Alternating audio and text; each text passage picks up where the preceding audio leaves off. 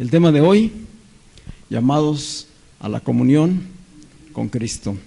Me hubiera gustado hoy poder haber tenido al final la cena del Señor para que cerráramos con broche de oro, pero pues no nos da el tiempo, así que tendremos la cena del Señor el primer domingo de noviembre para, con el entendimiento que tengamos, poder participar todos de ella. Primer domingo de noviembre tendríamos cena del Señor y hoy vamos a saber un poco más acerca de esta ceremonia que Jesús dejó establecida.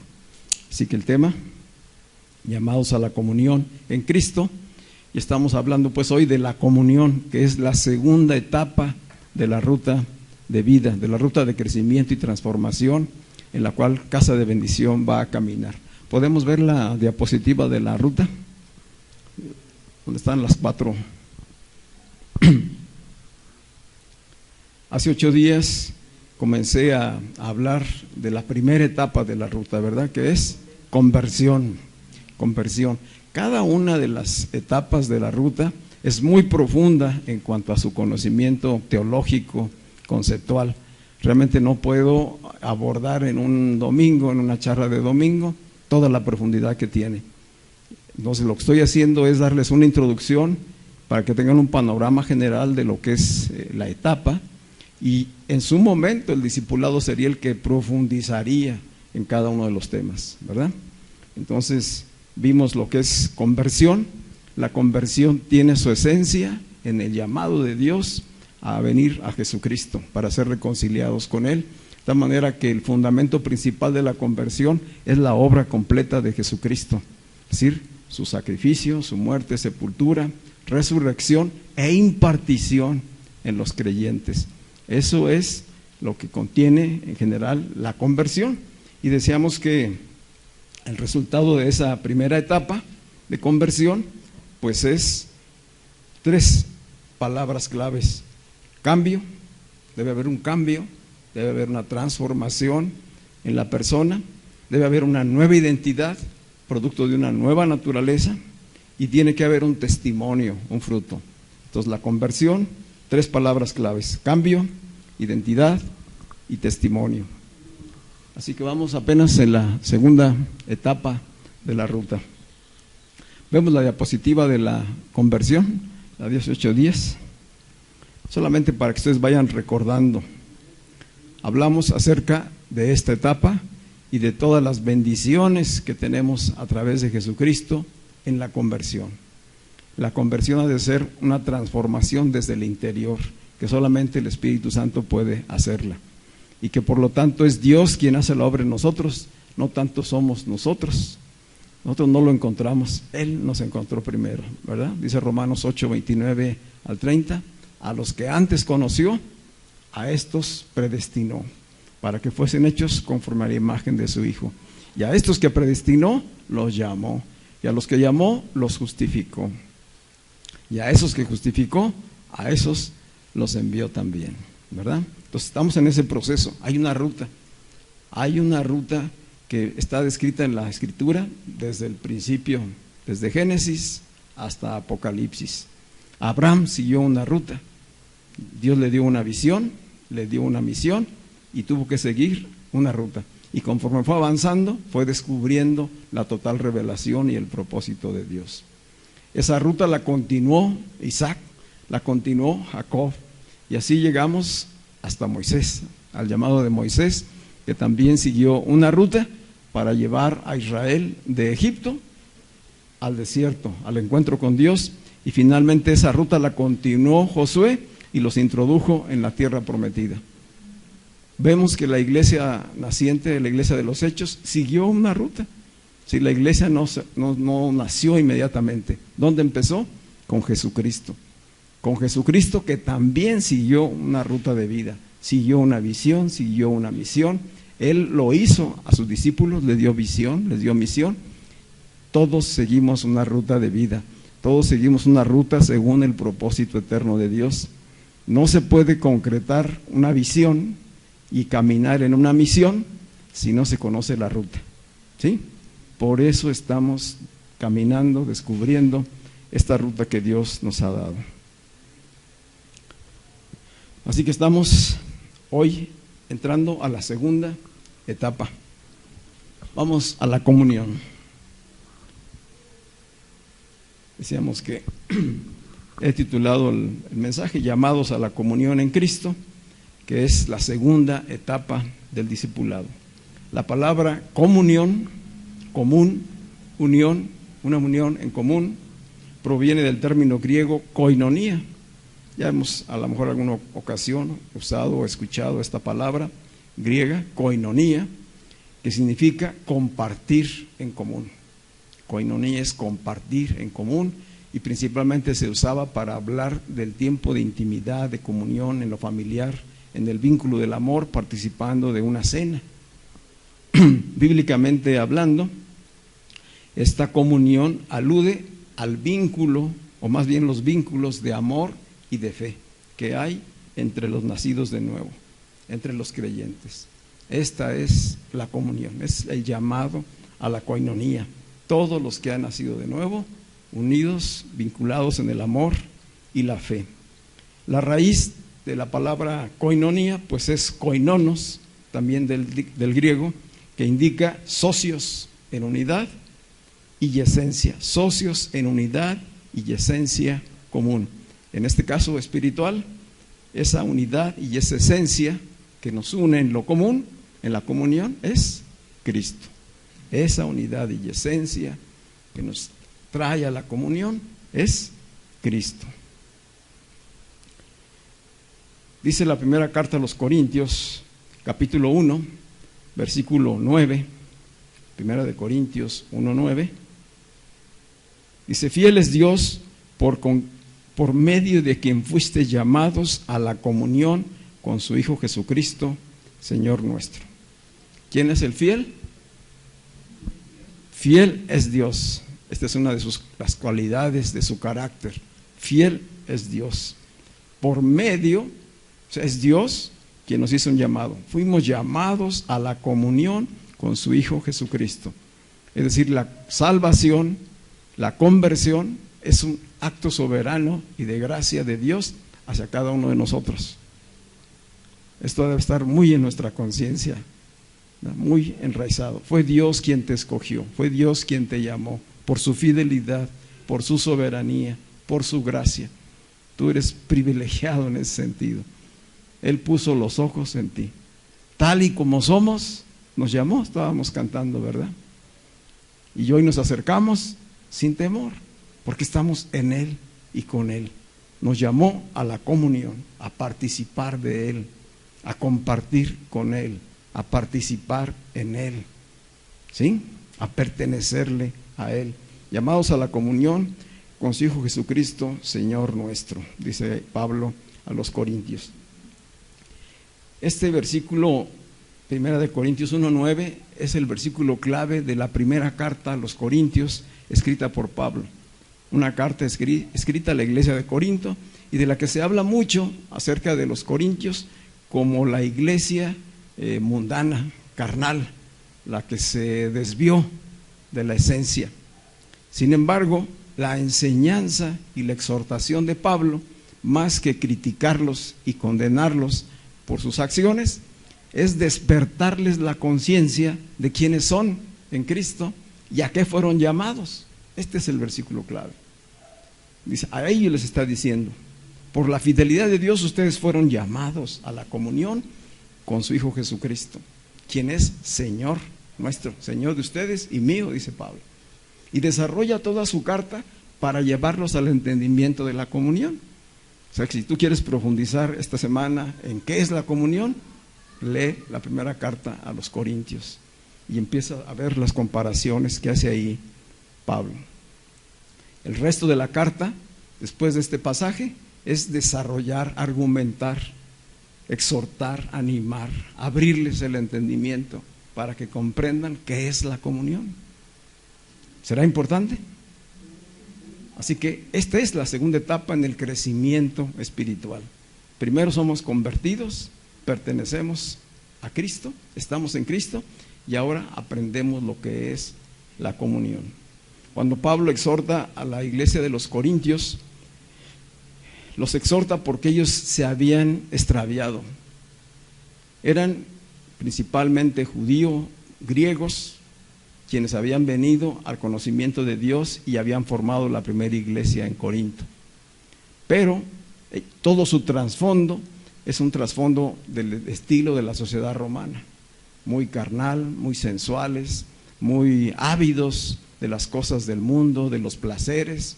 Por lo tanto, vienen a Cristo y no han todavía desprendido de esa carnalidad que traían del pasado. Y muy fácilmente fueron extraviados de nuevo. Y Pablo los llama, los exhorta a que reaccionen, a que se den cuenta que ya no son los mismos, que tienen una nueva naturaleza, que tienen una nueva identidad y que ahora le pertenecen a Cristo por la fidelidad de Dios. Y Pablo les señala las divisiones en las que están viviendo. Dice, ustedes tienen desorden en el culto. Cada vez que se reúnen hay desorden en la cena del Señor, hay desorden en la manera en que llevan el programa del culto. No lo están haciendo para Dios, lo están haciendo según sus propios deseos, lo están haciendo según su egoísmo, según su carne. Dice, hay escándalos entre ustedes por la manera de vivir, hay demandas legales entre ustedes, se están acusando unos a otros delante de los jueces porque no hay alguien aquí que tenga el entendimiento, la sobriedad, la sabiduría del Espíritu para entre nosotros arreglar las cosas. Dice, hay inmoralidad, han tendido otra vez a caer en las cosas que hacían antes. Hay embriaguez, borracheras, hay comilonas, hay disputas, hay divisiones. Este es el panorama de la iglesia. No estamos hablando del mundo. ¿A quién estaba hablando Pablo? A la iglesia. Dice, en la iglesia está sucediendo todo esto. Por eso la carta es exhortativa. Pero no les dice, y ustedes están condenados, ¿verdad? Ya, se los llevó el chamuco. No, dice, despierten, dense cuenta quiénes son ustedes, qué naturaleza tienen, y corrijan, vengan al conocimiento de Dios, vengan y reaccionen. ¿Qué necesitará la iglesia hoy? Lo mismo. ¿Habrá alguna situación parecida a esta en la iglesia de nuestro tiempo? ¿Habrá entendimiento de lo que es la comunión? ¿O cada quien apunta para donde quiere? La iglesia no es una organización, no es una asociación, no es una institución. La iglesia es el cuerpo de Cristo, viviente, en comunión. Dice Pablo a ellos, a la iglesia de Corinto, que en vez de que ellos como agentes de cambio estuvieran impactando la ciudad de Corinto y estuvieran transformando la ciudad, dice, más bien las actitudes y acciones perversas que ocurren cada día en su ciudad se han infiltrado en la iglesia. Y en vez de que la iglesia cambie a la ciudad está cambiando a la iglesia. ¿Estará pasando esto hoy? Son tiempos peligrosos. Y si no hay entendimiento de qué es la comunión, de qué es la conversión, de en dónde estamos, quiénes somos en Cristo, el mundo penetra a la iglesia y la convierte en un club, ¿verdad? La convierte en un centro de espectáculos, de diversión, la convierte en un lugar de relax, no de crecimiento espiritual. No despierta las conciencias, no transforma las vidas. Y si no transforma las vidas, no transforma la ciudad, no transforma el entorno. Este es el diagnóstico que hacía Pablo.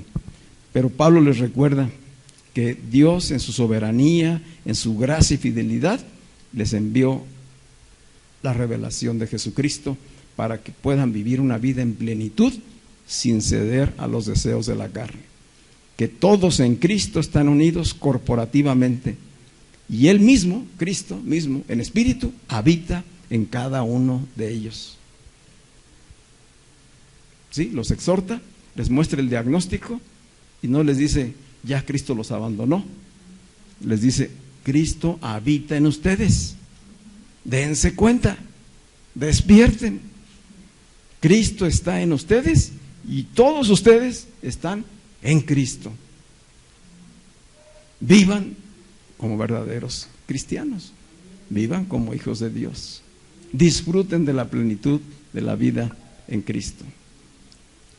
Dice el versículo 30 de este capítulo 1, mas por obra suya, por obra de Dios, están ustedes en Cristo Jesús, el cual se hizo para nosotros sabiduría de Dios, justificación, santificación y redención.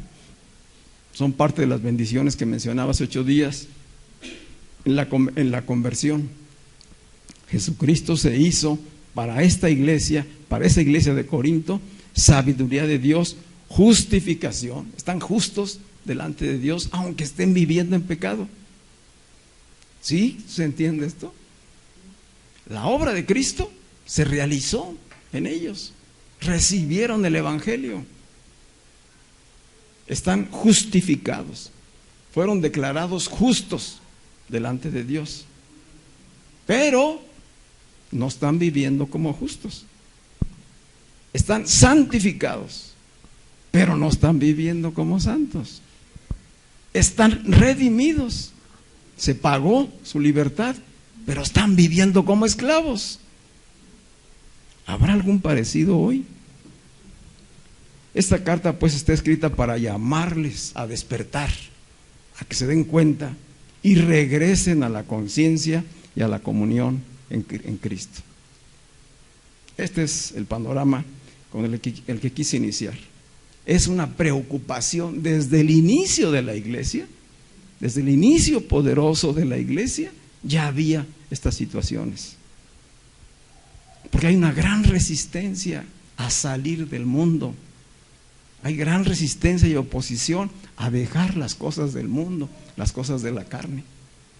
Y a veces creemos que solamente hemos cambiado de religión, que solamente entramos a un club diferente, que estamos en una institución diferente, y no es así. Ha habido un cambio de naturaleza. Éramos solamente carne, hoy somos espíritu. Y el espíritu vive para siempre. Desde hoy estamos viviendo la vida eterna en Cristo. Esto es lo que Pablo le preocupa. Y esto es lo que insiste a la iglesia de Corinto. Hoy nosotros tenemos ese mismo llamado a participar de la comunión con Dios por medio de Jesucristo. Todos nosotros hemos nacido de nuevo. Todo lo que Cristo es ha llegado a ser nuestro. Oye eso, todo lo que Cristo es ha llegado a ser ya nuestro. Y todo lo que nosotros somos en Cristo ha llegado a ser suyo. Eso es comunión. ¿Otra vez? Todo lo que Cristo es. ¿Qué es Cristo? Todo es todo.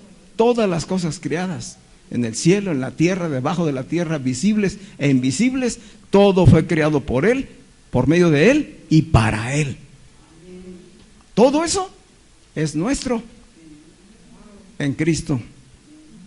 Pero todo lo que somos, tú y yo, hoy, le pertenece a Cristo.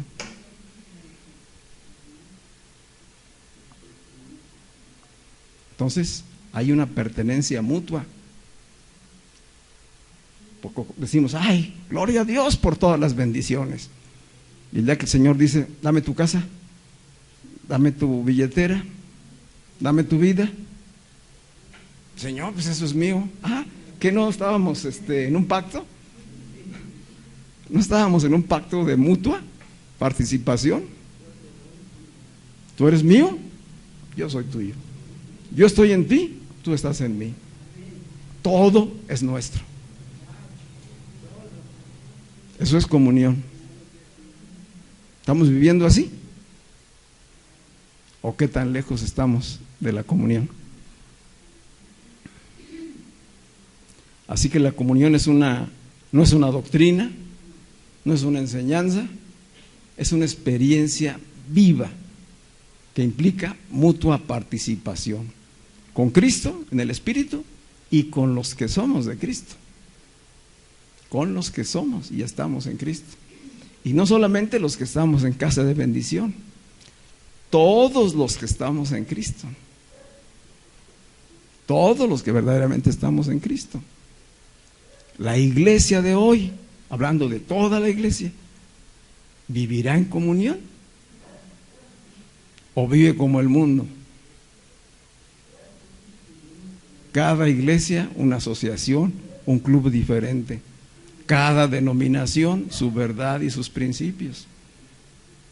¿Verdad? Cada religión en lo suyo. ¿Qué diferencia hay con el mundo? Todo esto es una falta de entendimiento. Esto es lo importante. Es por falta de entendimiento y por no llegar a la raíz del asunto. ¿Cuál es la raíz del asunto? ¿Dónde está la oposición? En el ego, en el falso yo, en el individualismo que controla nuestras vidas, que todo se hace para mí. Primero yo, después yo y al último yo. Y nos vivimos separados de los demás. Nos vivimos contrarios, opuestos, adversarios unos a otros. Dice Santiago, ¿de dónde vienen las guerras? ¿De dónde vienen los pleitos? ¿De dónde nacen todos los conflictos? ¿No es de sus pasiones? ¿No es de sus deseos carnales? Que no son gobernados, sino que están siendo totalmente sueltos, ¿verdad? Entonces podemos entender por qué Rusia invadió Ucrania y por qué Estados Unidos y Europa apoyan a Ucrania y están contra Rusia. ¿De dónde nace todo eso? Qué tremendo. Así que los creyentes en aquel tiempo y hoy pierden el sentido espiritual. No comprenden la transformación que Cristo está haciendo en cada uno de ellos y vuelven a vivir de manera individual y egoísta. No viven en Cristo ni están conscientes de que Cristo vive en ellos. Hemos sido llamados de una manera individual. Somos convertidos a Cristo, cada uno en lo individual, pero no para vivirlo en soledad, sino corporativamente, en comunión, en un solo cuerpo que es Cristo. Esta es pues la raíz de la oposición a la comunión, el que no haya entendimiento de la revelación que ya está escrita. Hay mucha oposición, mucha resistencia humana. Y como decía, el individualismo, el egoísmo, da origen a la religiosidad, que es la que heredamos, da origen a la cultura del mundo, a sus ideologías y a su perversión. Y se levanta como una oscura tiniebla o conjunto de tinieblas que nublan el entendimiento y extravían los sentidos de los creyentes. Quise mostrarles estas palabras de Martin Luther King. ¿Podemos ver esa diapositiva?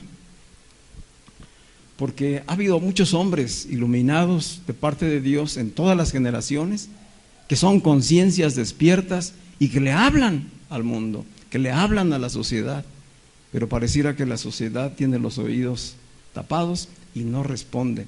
Martin Luther King, que fue un pastor cristiano en su tiempo, él decía: hemos aprendido como seres humanos a volar como aves y más allá.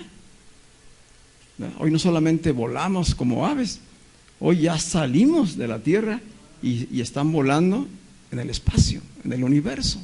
Hemos aprendido eso.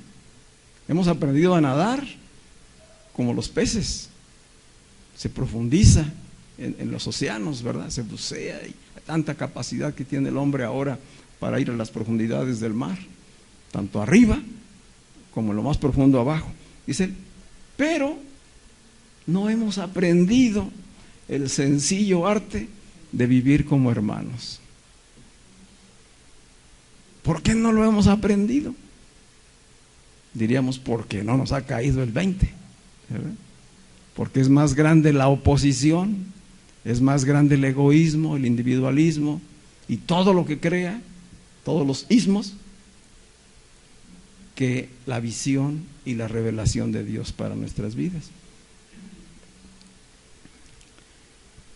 En este contexto de cómo el hombre ha avanzado tanto, hoy tenemos en el cosmos tanta cantidad de satélites que ni idea nos damos de cuántas cosas giran alrededor de la Tierra, ¿verdad? En cantidades ya, pues que ni siquiera las podemos contar. Ya hablamos de miles de satélites alrededor de la Tierra, vigilándonos, enviando información, supuestamente investigando. Tenemos telescopios poderosísimos como nunca los ha tenido la humanidad y podemos ver a millones de años luz de profundidad en el universo. Hay un deseo de ver más allá, de conocer de dónde venimos. Y es bien tremendo que cada vez que más se busca y más se conoce, más sorpresa nos llevamos y más ignorancia nos damos cuenta que tenemos. ¿Verdad? Una de las impresiones más inolvidables que se llevan los astronautas cuando viajan por primera vez al espacio, hay una estación espacial, ¿sí sabían ustedes? Hay una estación espacial permanente fuera de la Tierra y constantemente están yendo y viniendo astronautas de diferentes naciones y ahí se unen rusos, chinos, españoles, etcétera, hasta mexicanos, ya hasta una mexicana fue, y pasan meses o semanas allá en esa estación espacial.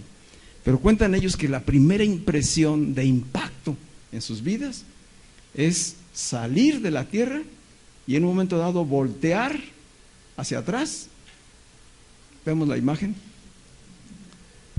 y ver esa esfera azul flotando sobre la nada. Dice que es impresionante. Y darse cuenta qué pequeños somos, qué necios somos, qué ignorantes, qué egoístas. Vienen tantas reflexiones a la mente cuando ven ellos la Tierra desde fuera, esa esfera. ¿Sabes que a un año luz de distancia en nuestro sistema solar no se ha detectado vida en ningún otro planeta? Se dice que fuera del sistema solar hay miles de planetas como la Tierra, pero no tenemos la seguridad de que haya vida en ellos. Y cuando se va creciendo en ese conocimiento, hay más angustia, porque la soledad que experimentamos en la Tierra la confirman en el espacio. Estamos solos. Dios nos dio la vida de una manera privilegiada a la Tierra. Estamos a la distancia justa donde puede haber vida en las condiciones que la conocemos. La Tierra está protegida de la radiación, de los choques de asteroides, de tantas cosas que suceden en el universo por la posición que tiene. Y aunque aparentemente flota sobre la nada, está viajando a kilómetros, a muchos kilómetros por hora, ahorita no recuerdo la cifra, y está girando y no lo sentimos ni nos damos cuenta. Y esto es para todos, para 8,000 millones de seres humanos que hoy habitamos en la Tierra. Y esos 8,000 millones de habitantes que hoy están en la Tierra, cuando los ves desde fuera, se ve como nada. Y entre más se alejan ellos de la Tierra, a más distancia, ya desde Júpiter, la Tierra es una motita de polvo en la oscuridad. Pero ahí hay hombres que se creen dueños, que creen que se pueden comer a todos los demás, que creen que pueden destruir el planeta. ¿Cómo hablar de unidad? ¿Verdad? ¿Cómo hablar de solidaridad, de unidad entre la humanidad, cuando el egoísmo y todas sus consecuencias nos tienen separados? ¿Y la iglesia? ¿Qué hace la iglesia? Debíamos de mandar a todos estos hombres al espacio, a todos los líderes de las naciones, que se fueran a echar un viajecito para ver si así despiertan y se dan cuenta. Porque así, como en una esfera terrestre vemos a toda la humanidad, así estamos espiritualmente en Cristo, todos como uno. Pero acá están unos contra otros, peleándose, dividiéndose, creyéndose dueños de cosas, ¿verdad? Es tremendo, ¿verdad? Nos mueve a la reflexión. Esto es lo que hoy la iglesia debe trabajar arduamente en despertar la conciencia y la pasión de vivir en comunión con Cristo, en la unidad de su cuerpo. Mientras más tardemos en despertar a la conciencia de la comunión, mayor cantidad de problemas iremos amontonando, mayor destrucción para este bello planeta. Y muchos más creyentes se enfriarán y regresarán a donde estaban antes. Eso está sucediendo.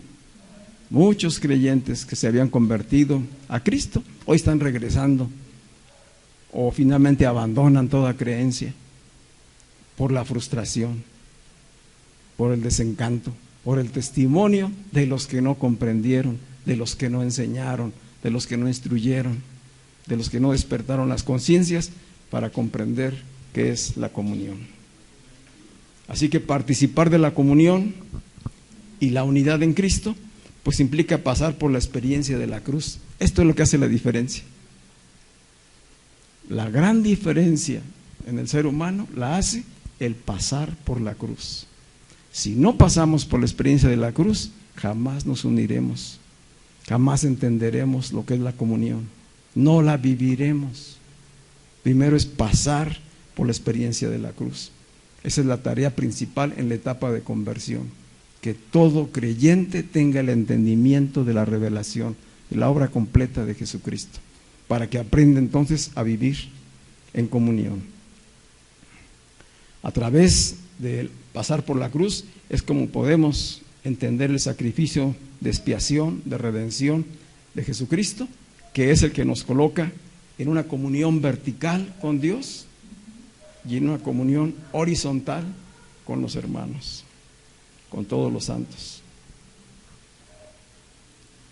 Si nuestra carne, el falso yo, nuestro ego, no son quebrantados por la cruz y nos sometemos a la autoridad de Cristo como cabeza, entonces jamás viviremos en comunión.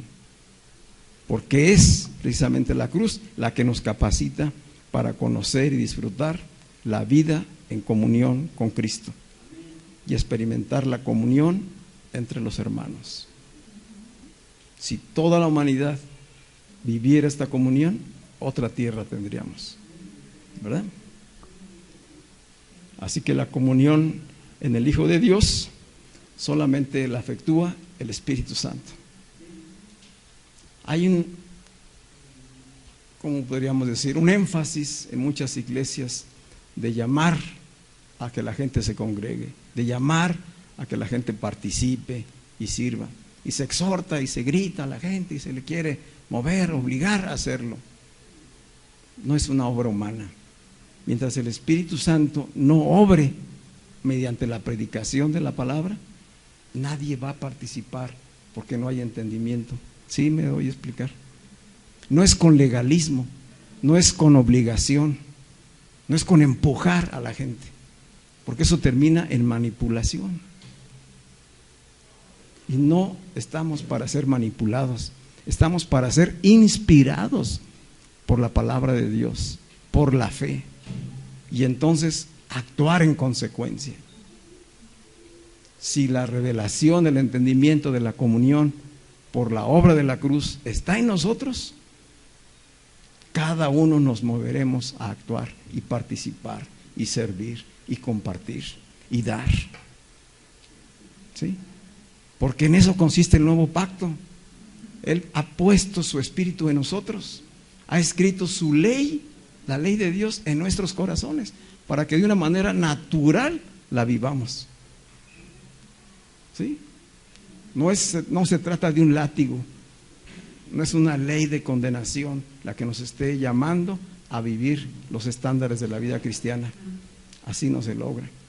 La humanidad lo ha intentado en muchas y diferentes maneras y ya ha fracasado. Por eso las guerras, por eso la competencia de las naciones.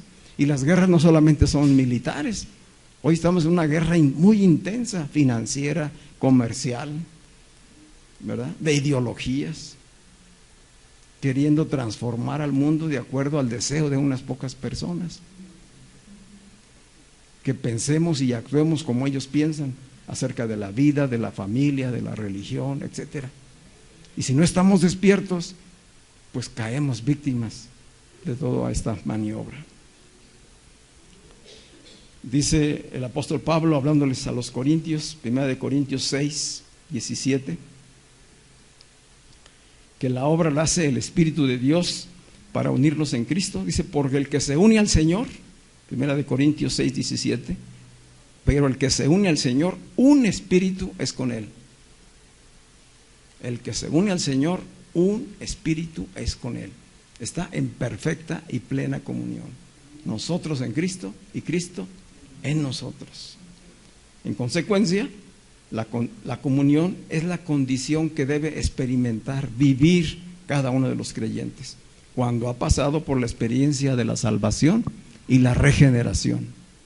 Hemos sido salvos, hemos sido regenerados. Si no hemos pasado por la conversión, no podemos vivir la comunión. Por eso son etapas. Primero el 1 y luego el 2. Pero de una manera dinámica. Quizá al final, cuando veamos las 4 etapas, nos vayamos a quedar con la impresión de que estamos lejesísimos y que realmente no hemos cursado ninguna de ellas. ¿Verdad? Porque estamos descubriendo que nos faltan cosas de la conversión, que no estamos viviendo la comunión. Y así seguimos con las siguientes. Pero recordemos que es en la gracia de Cristo, que es la obra del Espíritu en nosotros. Y que si nos está hablando y nos está queriendo despertar la conciencia, es para que vivamos esas experiencias que aún hoy no hemos vivido. Y entonces experimentemos la plenitud. ¿Sí?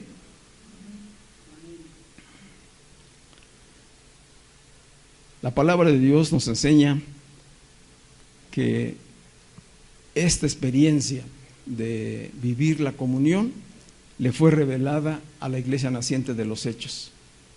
Estos 12, que finalmente fueron 120, que estaban reunidos en el aposento alto cuando se derramó el Espíritu Santo, fueron unidos en una perfecta comunión. Y estos 120 iniciaron la obra de la iglesia de Cristo y comenzaron a compartir el Evangelio. Y de 120, a rato eran 3,120. Y en la siguiente predicación ya eran 8,120. Y fue creciendo el Evangelio. Dice Hechos 1:8, en palabras de Jesucristo, y recibirán poder cuando haya venido el Espíritu Santo sobre ustedes. Y me serán testigos en Jerusalén, en Samaria y hasta lo último de la tierra. ¿Verdad? ¿Para qué es el poder? Para testificar. ¿Cómo opera ese poder? En la comunión. No opera de manera individual.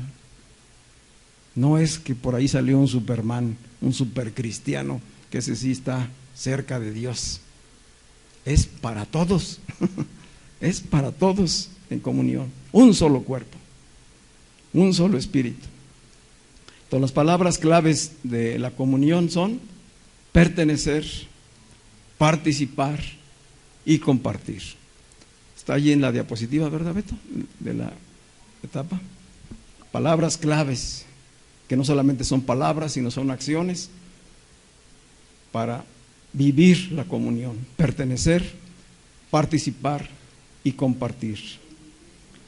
En la comunión, participando, perteneciendo y compartiendo, somos uno con Cristo y Él es uno con nosotros. En eso consiste el nuevo pacto. En eso consiste. Jesucristo lo anunció en Juan 14:20. Juan 14:20. Dijo Jesús a sus discípulos, estando en la última cena que tuvo con ellos: en ese día conocerán que yo estoy en mi Padre y ustedes en mí y yo en vosotros.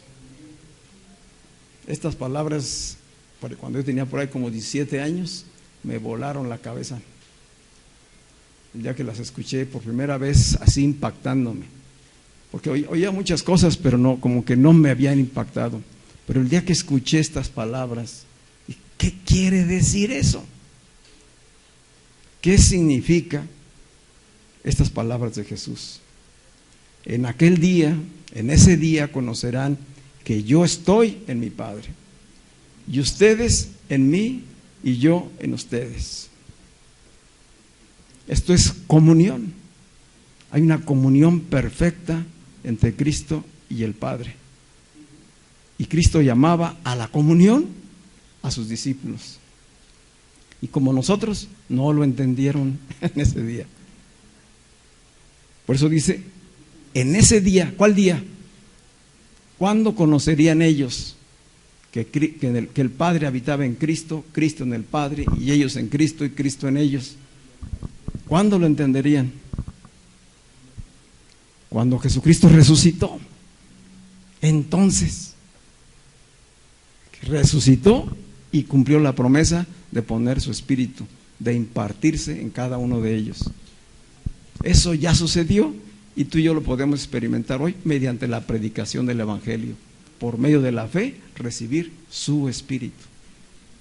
Y tú puedes decir con toda certeza espiritual, convicción en fe: yo estoy en Cristo, Cristo está en mí. Y Cristo y yo estamos en el Padre y el Padre mora en nosotros. Amén. También Jesús, orando por sus discípulos en Juan 17, versículo 20 al 22, dice: mas no ruego solamente por estos. ¿Por quiénes? No solamente por los 12, sino también por los que han de creer en mí por la palabra de ellos. Y ahí nos incluyó a ti y a mí. Los que han de creer. Dice, ya estaba rogando por nosotros. ¿Qué estaba rogando Jesús? Para que todos sean uno. Versículo 21. Para que todos sean uno, como tú, oh Padre, estás en mí y yo en ti, que también ellos estén en nosotros, para que el mundo crea. Para que el mundo crea. ¿Cuándo va a creer el mundo? Cuando vivamos la comunión. Cuando no sean solo palabras. Cuando no sea solamente una etiqueta de soy cristiano. Cuando vivamos en la comunión, la iglesia, no solamente casa de bendición. Cuando vivamos en la comunión, cuando todos seamos uno, entonces también ellos creerán en la palabra y entonces todos serán uno. Para que todos sean uno, como tú, oh Padre, estás en mí y yo en ti, que también ellos estén en nosotros, para que el mundo crea que tú me enviaste. La gloria que me diste les he dado para que sean uno, así como nosotros somos uno. ¿Cuál es el llamado? A ser uno. Que solamente seamos uno. Esta revelación fue la que vivió la iglesia de Hechos de los Apóstoles. Dice en Hechos 2, 41, 42, especialmente el 42, dice que ellos perseveraban en la doctrina de los apóstoles, en la comunión unos con otros, que es la cena del Señor, y en el partimiento del pan y en las oraciones. ¿En qué consistía la comunión para la iglesia naciente? ¿En qué consistía la comunión para la iglesia naciente? En participar de la cena del Señor, en compartir los alimentos y las oraciones. Esa era la clave. Pero además de esta revelación y entendimiento, compartieron todos sus bienes. Dice, todos vendían sus propiedades. Nadie decía suyo, decía ser suyo algo. Todo lo vendieron, todo lo tenían en común. Y el resultado de esas ventas lo reunieron todo con los apóstoles, para que nadie padeciera necesidad, sino que a cada uno conforme a su necesidad le fuera dado. ¿Desapareció la propiedad privada? Espera, ahí. ¿Desapareció la propiedad privada? No, no desapareció. Cambió el entendimiento acerca de los bienes y las propiedades. Hubo desapego de las cosas terrenales, de los bienes, del dinero, y estuvieron dispuestos a ligarse, a vincularse en amor, en gracia, en fe, en entendimiento con los demás hermanos. Esto es comunión en su máxima expresión. Sin embargo, la iglesia de los Hechos nos muestra en el capítulo 5 de los Hechos que hubo una basura por ahí que se filtró. Los que ya leyeron, los que van ahorita ya en el capítulo, vamos que en el 12, el día de hoy, del libro de los Hechos, pero ¿cuántos leyeron el capítulo 5 y vieron la historia de Ananías y Zafira? ¿Sí? ¿Se acuerdan de la historia de Ananías y Zafira? Un matrimonio, como el matrimonio del Edén. Cuando lee uno ese pasaje, no deja de impresionarse, ¿verdad? ¿Cómo que porque se quedaron con parte del dinero de la propiedad que vendieron, se murieron? Qué severo fue Dios en ese tiempo, ¿verdad? Pudieron no pensar así. Yo quiero que veas la profundidad que esto tiene. Dice el versículo 3 del capítulo 5 de Hechos. Dice, Pedro le dijo a Ananías, fíjense las palabras, ¿por qué le permitiste a Satanás que llenara tu corazón, que entrara en ti para mentirle al Espíritu Santo? ¿A quién le mintió? Y sustraer parte de tu dinero. ¿Acaso el terreno no era tuyo? Y si lo vendías, ¿acaso no era tuyo el dinero de la venta? ¿Por qué decidiste hacer esto? Esa es la pregunta. ¿Por qué decidieron hacer eso? ¿Lo hicieron por imitación? ¿Por religiosidad? Como los demás estaban vendiendo, dijeron, vamos a venderlo también nosotros. Pero son muchos millones de pesos. Vamos a darle nada más la mitad a Pedro y la otra mitad nos la quedamos nosotros. Parece como que no es malo eso, ¿verdad? Dice Pedro, pues era de ustedes. Pero la actitud del corazón, la intención, es lo que está aquí de por medio. ¿Por qué decidiste hacer esto? No le has mentido a los hombres, no me estás mintiendo a mí, le mentiste a Dios. ¿Cómo supo Pedro que ellos habían quedado con parte del dinero de la venta? Por el Espíritu. El Espíritu le mostró a Pedro lo que ellos habían hecho. Se pusieron de acuerdo para mentirle al Espíritu de Dios. Al oír Ananías estas palabras, cayó muerto. Y a todos los que entraron les entró, a todos los que se enteraron de esto, se llenaron de miedo. Pues quién no, ¿verdad? Dice, ¿qué estás pensando? ¿O qué hiciste ayer? ¿O qué acabas de hacer? Porque es posible que te caiga un rayo en este momento, ¿no? Así sucedió con Ananías. Dice el versículo 9, y Pedro le dijo entonces a Zafira, ¿por qué se pusieron de acuerdo para tentar o poner a prueba al Espíritu del Señor? Ya es ella la que está entrando y le dice, mira, aquí vienen los que fueron a sepultar a tu marido y ellos te sacarán también a ti. Estaban en perfecta comunión. Este matrimonio estaba en perfecta comunión, estaban bien de acuerdo. Pero ¿qué hicieron? Permitieron que la carne tomara el control. Permitieron que sus sentidos fueran extraviados y decidieron mentirle al Espíritu. Esto fue lo tremendo. ¿Sabes qué estaban haciendo Ananías y Zafira con esta acción? Estaban rompiendo la comunión de la iglesia naciente, la poderosa iglesia de Cristo que estaba en plena efervescencia, llena del Espíritu Santo. Y este matrimonio le abrió la puerta a la carne, a los deseos engañosos, al amor al dinero, al apego otra vez, al egoísmo. No se les podía permitir vivir. ¿Sí? No fue tanto el hecho de haber vendido el terreno y quedarse con parte del dinero. Lo que estaban haciendo, romper la comunión de la iglesia en ese momento tan importante. Esto fue semejante a lo que le ocurrió a Eva y Adán allá en el Edén. Es exactamente. ¿Qué sucedió allá? La serpiente le habló a Eva, Eva fue engañada, le dio de comer a Adán y se rompió la comunión. Se rompió la comunión entre ellos y Dios, y fueron separados de Dios. Y esa manera de vivir separados de Dios la heredamos toda la humanidad. Ese espíritu está en la carne, esa serpiente habita en la carne, ¿verdad? Y esa serpiente se introdujo en Ananías y Zafira para querer romper la comunión de la iglesia naciente. Y dijo Dios, no, ahora no se va a permitir, porque se está cumpliendo el plan de redención desde un principio declarado. Y entonces fueron quitados.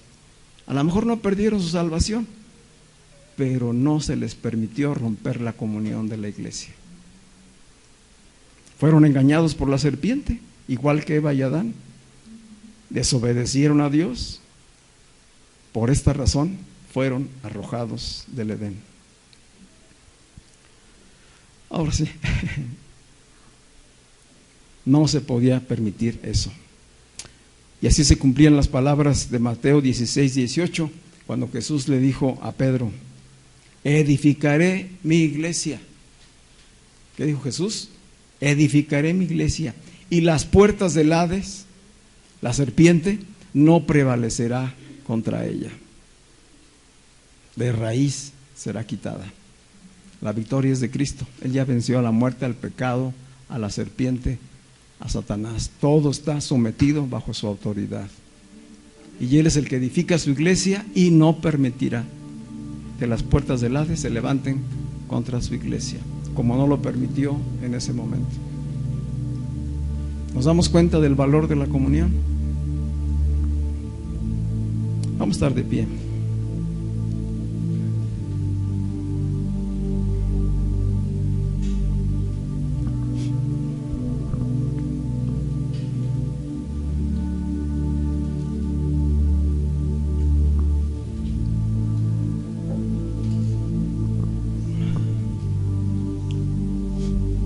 Comenzamos escuchando las enseñanzas y advertencias de Pablo a la iglesia de Corinto. Ahora vemos las enseñanzas y advertencias a través de la iglesia de los Hechos. Y estamos viendo la importancia de entender la revelación de la comunión en Cristo, del alto valor, la profundidad que tiene. Participar de Cristo, pertenecerle a Cristo y compartir con los que están en Cristo. Dos ceremonias son importantes como señal, como testimonio para los hijos de Dios de vivir la experiencia de la comunión. Primero, el bautizo. Dijo Jesucristo, vayan y hagan discípulos y bautícenlos en el nombre del Padre, del Hijo y del Espíritu Santo, y enséñenles, ¿verdad? Entonces un discípulo es alguien que está bautizado primero espiritualmente. La palabra bautizo quiere decir ser sumergido, ser sepultado, rodeado completamente. Entonces la obra que hace el Espíritu Santo es bautizarnos en el cuerpo espiritual de Cristo y poner el Espíritu en nosotros. Ese es un bautizo. Y lo hacemos simbólicamente en la iglesia, llevando a cada uno de los creyentes a dar testimonio público de ser sumergido en las aguas, para identificarse en la muerte, sepultura y resurrección de Jesucristo, y que ahora vive en comunión con su cuerpo. Y la segunda ceremonia es la cena del Señor. Dice Pablo a los Corintios en el capítulo 10 de esa primera carta: la copa por la que damos gracias no es la sangre de Jesucristo.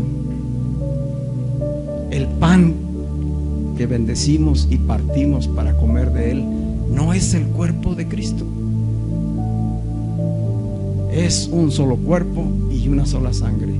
Y por esa, los que participamos, reconocemos, creemos, afirmamos que somos un solo cuerpo en Cristo. Participamos de la comunión. Son símbolos de la comunión. Y son ceremonias que se nos dejaron no para tener rituales, no para participar simplemente pensando en algo mágico.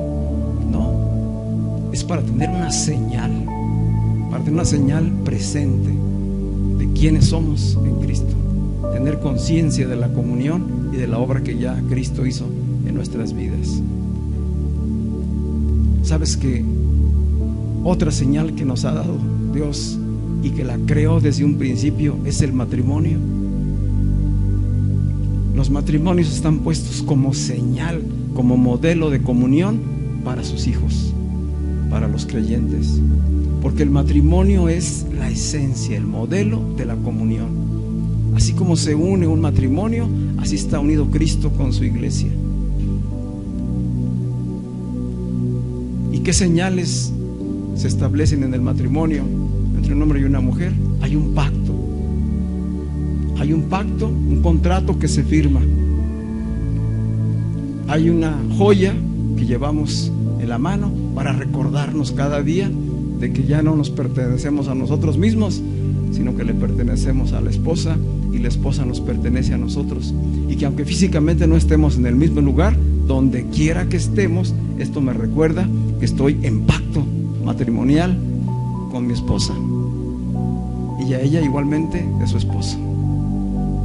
Nosotros estamos hoy en un nuevo pacto, en el nuevo pacto con Jesucristo. Participamos de Él y Él participa de nosotros. Le pertenecemos y nos pertenece. Poderoso, ¿verdad? ¿Podrá haber otros tipos de matrimonios según la ley, según la sociedad? Claro que no, es una blasfemia, una obra de la serpiente, cautivando los sentidos de la sociedad. Y decía Pablo a los Corintios: temo que ustedes como iglesia les pase lo mismo que a Eva, que sus sentidos sean extraviados por la astucia de la serpiente y vivan separados, vivan otra vez como si no estuvieran en Cristo, haciendo las mismas obras de la carne que hicieron siempre antes de venir al conocimiento de Cristo. Tremendo.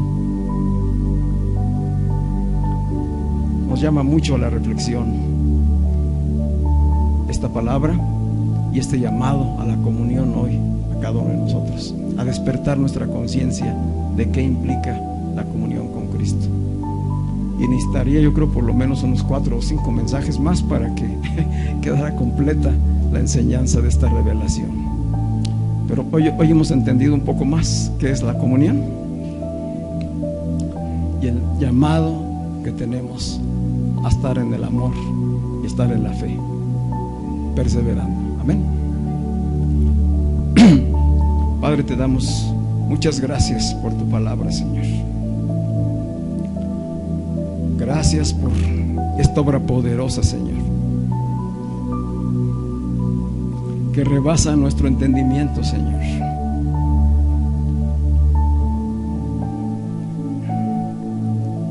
Que por medio de la fe en tu palabra, por medio de la fe en el Evangelio, tu Espíritu Santo transforma, regenera, lava nuestro ser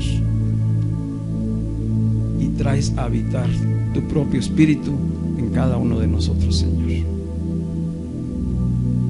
Y en esa gracia y soberanía absolutas, poderosa, nos sumerges en el cuerpo de tu Hijo Jesucristo, a que hoy podemos llamar Señor, nuestro Salvador. Él es la cabeza de este único cuerpo que es la iglesia. Padre, gracias porque nos has hecho miembros de tu cuerpo, Señor, y estamos siendo gobernados, dirigidos por ti mismo, Señor. Padre, despierta nuestro entendimiento, clarifica esta conciencia en cada uno de tus hijos, Señor, que podamos profundizar en la comprensión, en el entendimiento del nuevo pacto en el que hoy vivimos, Señor, que somos hijos tuyos, amados, perdonados, redimidos, justificados, hechos libres, Señor, santos, para vivir esta vida en plenitud, Señor. Gracias por la obra poderosa, Señor, y gracias por el entendimiento que hoy estás trayendo a nuestras vidas, Señor. Ayúdanos a ponerlo por obra, Señor, que no solamente sea conocimiento, que no sea solamente información, sino que sea una experiencia de vida, Señor. Que hoy valoremos, apreciemos mucho más tu palabra, apreciemos y valoremos mucho más la obra perfecta y completa que tú realizaste una vez y para siempre en esa cruz, y que a través de la resurrección venciste a la muerte y al pecado, Señor. Que no hay más condenación para los que están en Cristo Jesús, los que ya no andan conforme a la carne, sino que participan, viven, comparten en la comunión del Espíritu Santo. Y es en esta comunión donde podemos experimentar todas las bendiciones que tú prometiste, Señor. Hoy ya no son promesas para nosotros, hoy son una realidad, que somos bendecidos con toda bendición espiritual, y que a través de esa bendición espiritual vienen también añadiduras en cada una de las áreas de nuestra vida, en lo material, en lo terrenal. Por todo ello te damos gracias, Señor. Te damos gloria y alabanza esta tarde en el nombre de Jesucristo.